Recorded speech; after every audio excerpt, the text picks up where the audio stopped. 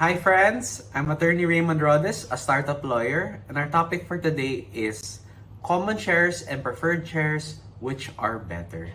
So we'll be dividing our discussion into three areas.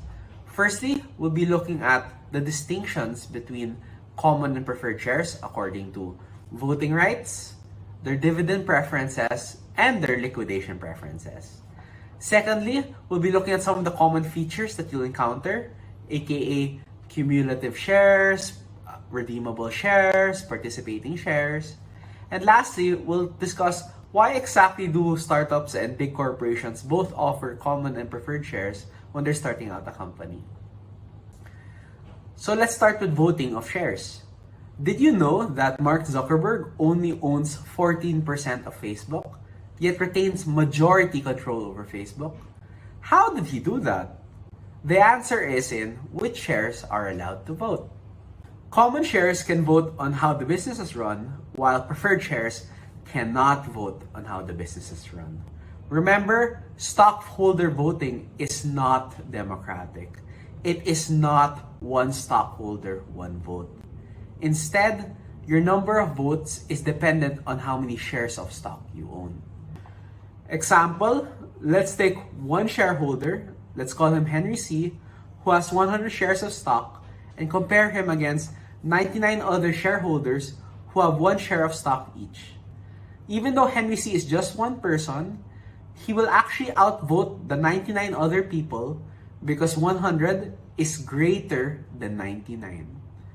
That is how most businesses with common shares work. Preferred shares make it a little more complicated because not all shares of stock can vote now. Imagine there are 1,000 shares of stock in a company, 980 are preferred shares, while only 20 are common shares. So actually, how many shares of stock do you need here to run the company? Do you need 1,000 or do you need 20? The answer is you only need the 20 shares of stock because these are the only shares that need to vote. If you have majority control of these common shares of stock, you have control of the company. But remember, in our discussion of voting and non-voting shares, that's not 100% true that preferred shares cannot vote. In fact, for certain things, such as the really big things like amending your articles of incorporation and bylaws, closing down the business, merging with another business, preferred shares can still vote on those things because they are so important. But for the day-to-day management of the corporation, including voting for the board of directors, it's only common shares that can vote. So the second area we'll look at are as to dividends. Dividends are your primary way of making money if you want to hold on to your shares of stock rather than selling them. So for dividends, you're actually returning profits to the shareholders. So an example would be that if there's 100K profit in the corporation, if you declare 10% of that or 10,000 pesos as dividend, that will be split among the different classes of shares. However, if you have preferred shares, you are normally given priority, meaning that you are paid first as to the dividends. In fact, it's entirely possible that dividends are only given to the preferred shareholders rather than the common shareholders. Hence why preferred shareholders are actually attractive because you are actually given the dividends. The last distinction between common shares and preferred shares are as to liquidation preferences, which is just a fancy way of saying who gets what when the business closes down. So normally, remember that the common shareholders are the ones who are paid last. Usually, the employees, the government through taxes, and your creditors through debt collection are paid before any assets can be returned to the common shareholders.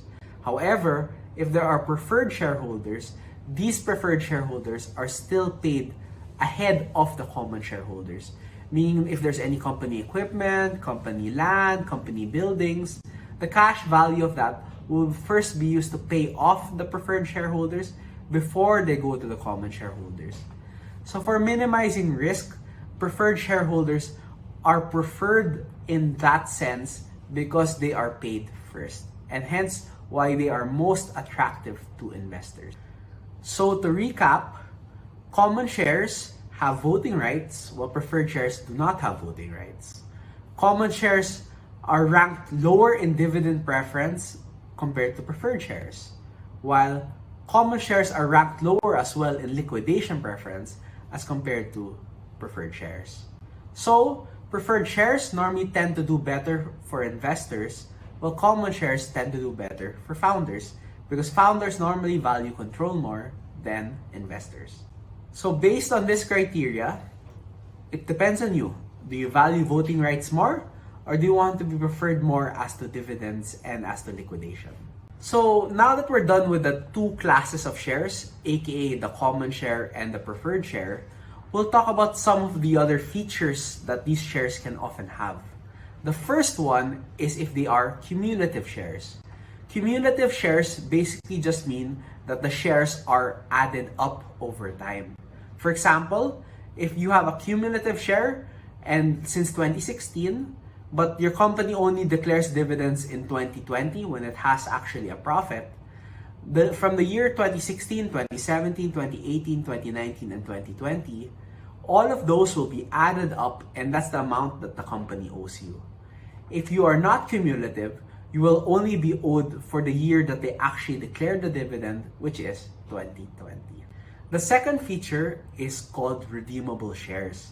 So redeemable shares, it just means that the company can buy it back for a certain price. So for example, if a redeemable share says that the company can buy it back for 10 pesos, so long as the company gives you 10 pesos for that share, you are forced to sell it back to them. So this is actually very favorable to the company. So you must know if you are buying redeemable shares so you understand that the company can actually buy it back from you. Participating just means that these preferred shares also get a portion of the dividends given to the common shares. So sometimes preferred shares are given a guaranteed return, aka like 5%. And in addition to that 5%, they're also given part of the dividends that are given to the common shares. So they are allowed to get dividends. So now we're done with the most common features of these shares. Lastly, we'll now be discussing why do companies create these shares in the first place. The reason they do that is to distinguish between two things. One is the control of the company, and second is the financial interest in the company.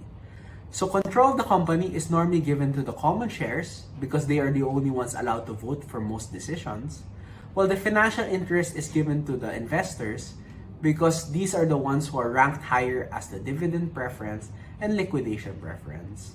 There's a very good book that I'd recommend for you guys. It's called Founder's Dilemma.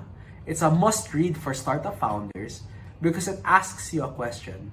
Do you want to be rich or do you want to be king? Because if you want to be rich, you just really want the financial interest in the company. But if you want to be a king, you want to have control of how the company is run.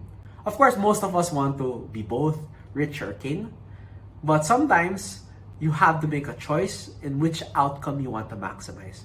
Maximizing your control of the company or maximizing the financial return of your company. So that's something very important to ponder. Remember, most investors only care about the financial benefit. They don't mind if you retain control of the company so long as you keep making them money. So by creating two classes of shares, you can give preferred shares to your investors and you can give control of your company through the common shares by keeping it within yourself or with your co-founders. So to recap, we discussed the two classes of shares, common and preferred, and distinguish them as to their voting rights, their dividend rights, and their liquidation rights. We also discussed the common features of shares, aka as to their cumulativeness, their redeemability, and their participation. And we also discussed exactly what's the rationale why companies create these types of shares. Remember, common shares are normally given to founders or those who want to maintain active control of the company, while preferred shares are normally given to investors who just really more care about the financial benefit rather than being able to vote on each and everything. Important to get the right mix of common and preferred shares because that way you can maximize the benefits to your company by distinguishing who gets the control and who gets the financial benefit. So thank you friends for joining me today. I hope you enjoyed our discussion between common and preferred shares. I can't wait to see you guys soon. Please comment or message me if you have any other law topics you want us to discuss. Please consider liking and subscribing to our channel if you enjoyed our content. And I hope to see you friends soon. Take care. Bye-bye.